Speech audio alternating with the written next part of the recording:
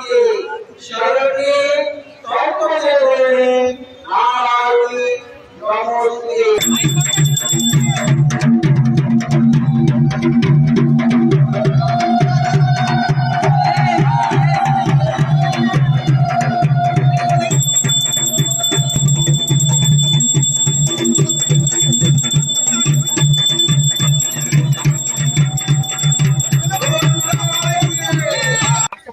আমরা এখনো মানে জনসমক্ষে প্রকাশ করছি না, তবে বিশেষ চমক আছে।